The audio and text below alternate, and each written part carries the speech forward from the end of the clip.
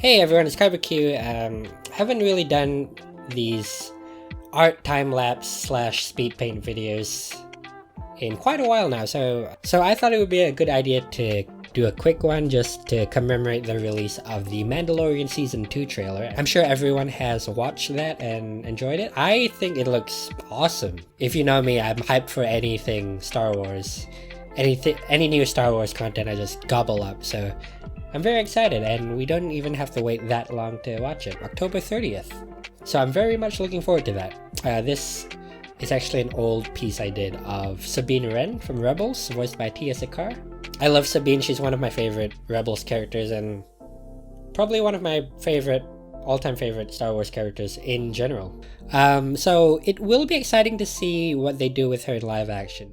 And obviously with Sabine having connections to Mandalore and the Darksaber, it kind of makes sense for her to be a part of this new season.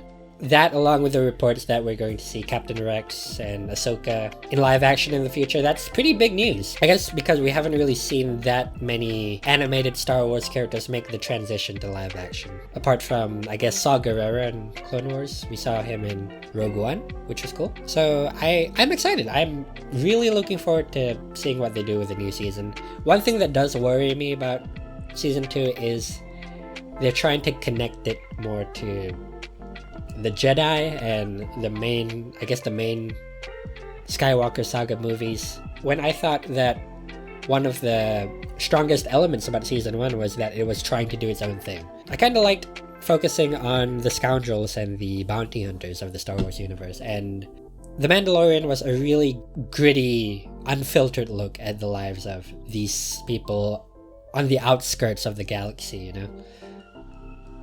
I have some concerns about that, I'll just say. I hope they don't lose track of the original characters we've spent so much time with already.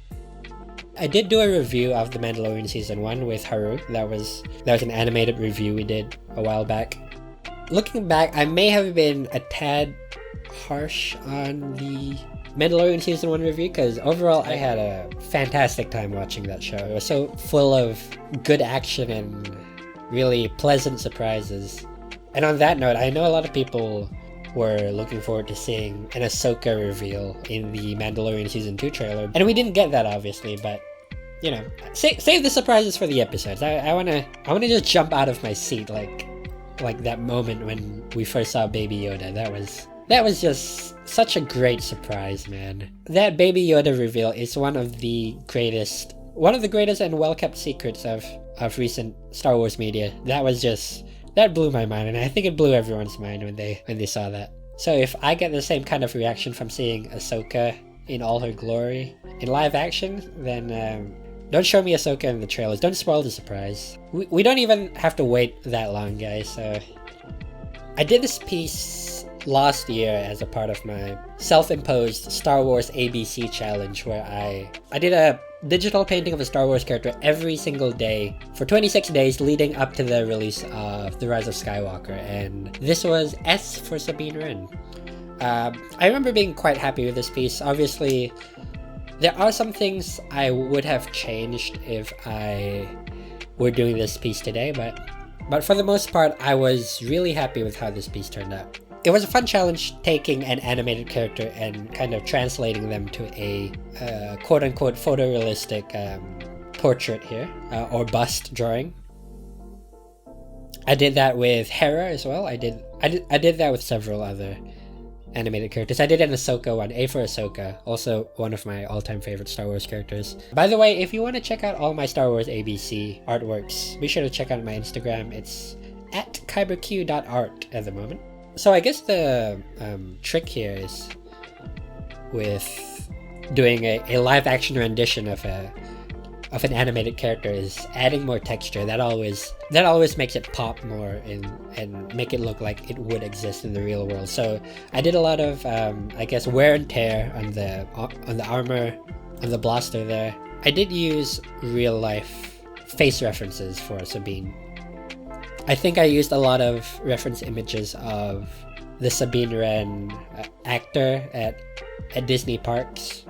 I did collect a lot of images of actresses of color too, and not really specifically basing it off of one actress, but using those images to create I guess a realistically proportioned painting instead of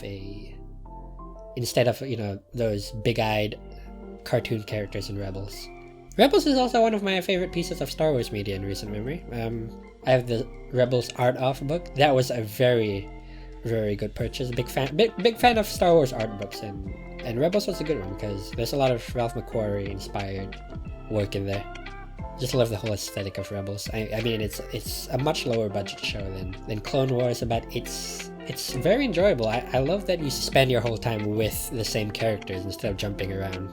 Because I guess Clone Wars is more of an anthology series if you think about it. It jumps around between time periods and different characters and story arcs, whereas with Rebels, they kind of drew from the original concept that Clone Wars was based off, actually, because Dave Filoni originally wanted the Clone Wars to be based on this motley crew traveling the galaxy, and I guess Rebels kind of felt that desire to tell that story.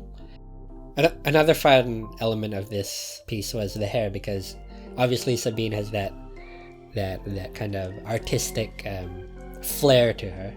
She dyes her hair a different color every season, and she has a different armor design every season too. So that's a good thing they did to kind of set the seasons apart, and I guess it's a good indication of what Rebels season you're watching, because all you have to do is look at how Sabine looks. A very Ramona Flowers thing going on there with her hair, how she keeps changing it. From what I hear, it's not that healthy to keep dyeing your hair constantly, but I don't know, it's a galaxy far, far away. They could have some like advanced space dye or something. I think I was really happy with how the hair turned out.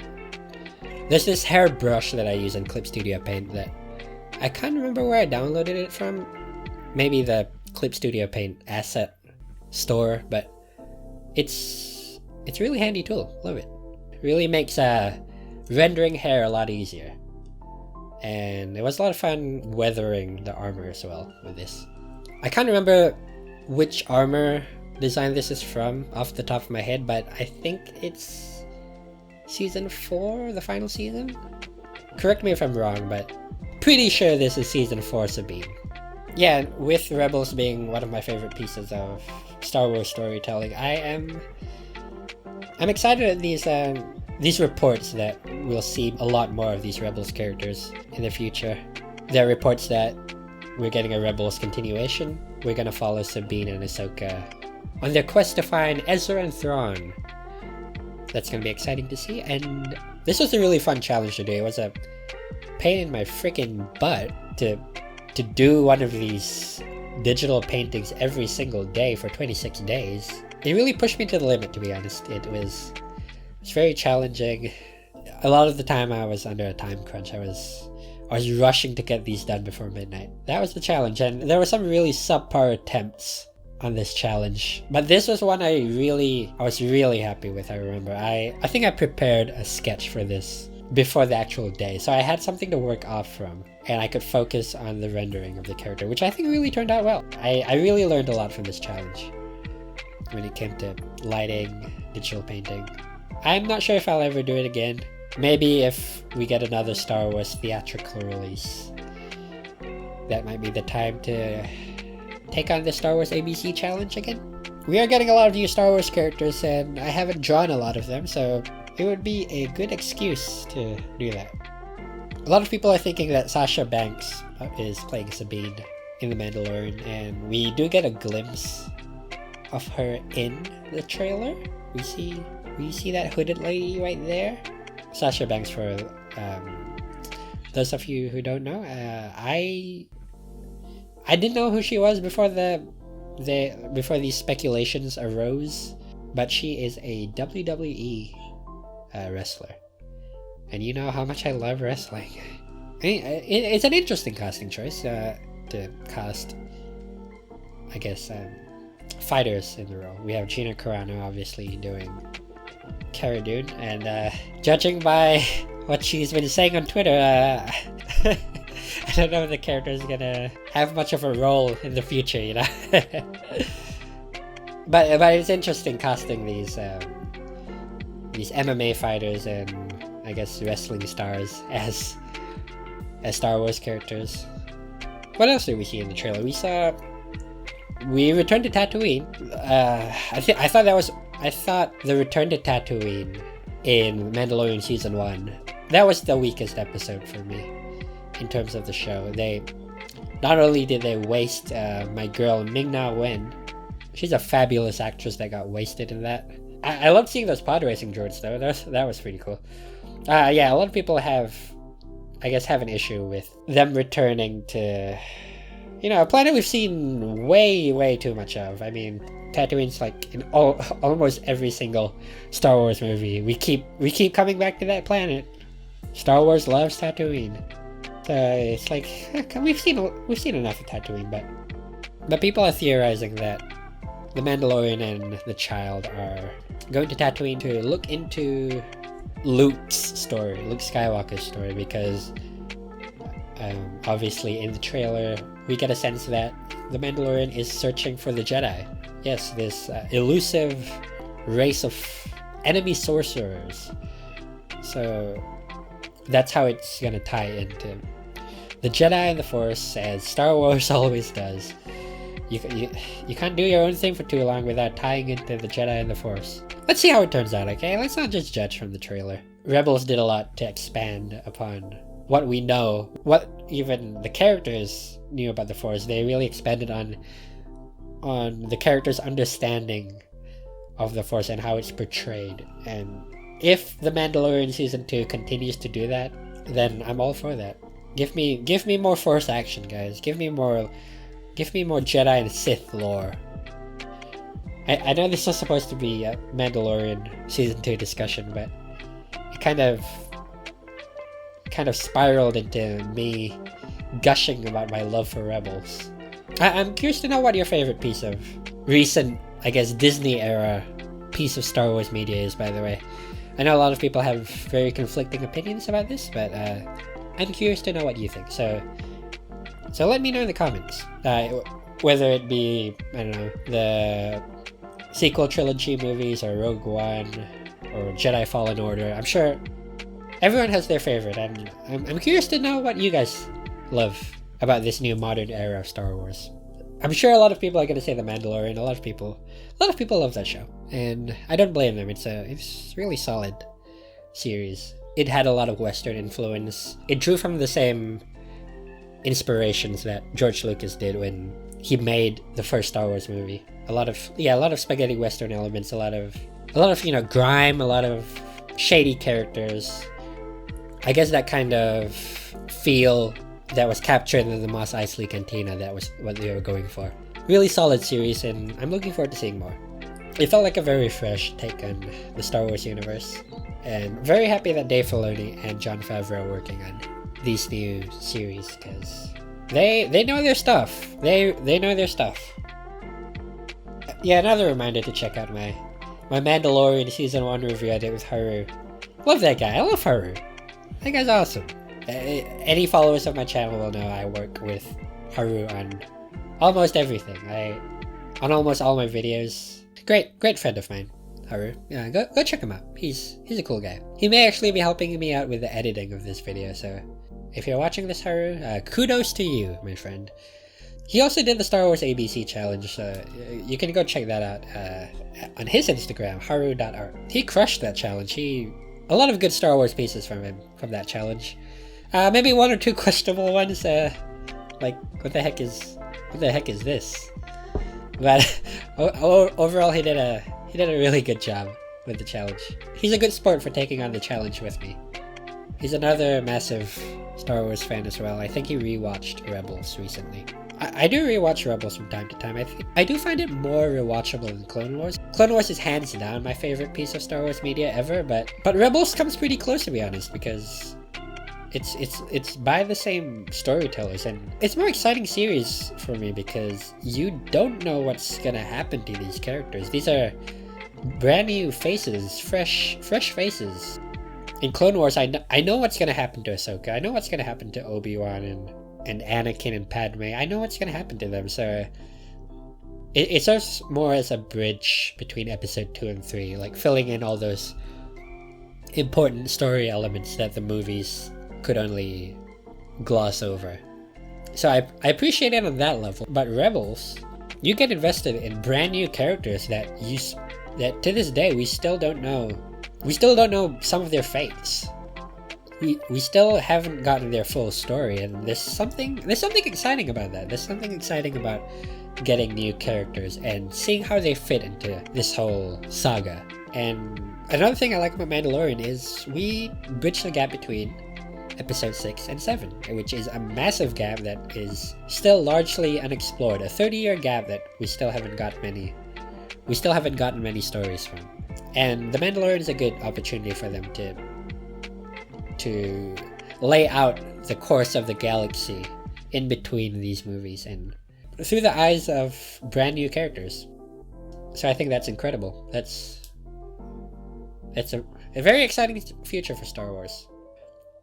I mean, I'm always excited for new Star Wars no matter what, so I'm a little biased there. It would be awesome to meet some of the Rebels voice actors.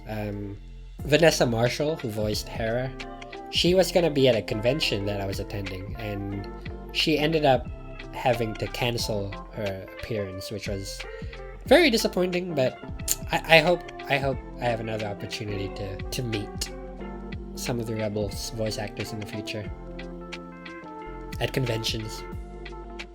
Here I am now finishing off the background for the kind of cosmic cotton candy galaxy look, I guess. Something I did for the other pieces as well. I have met several Star Wars actors at conventions. I met Daniel Logan, who played the young Boba Fett in episode 2, and even went on to voice the character in Clone Wars. He's fantastic. I love that guy. One of my favorite convention meetups. He's just such a really down-to-earth guy, really friendly guy. Got a Boba Fett poster signed by him.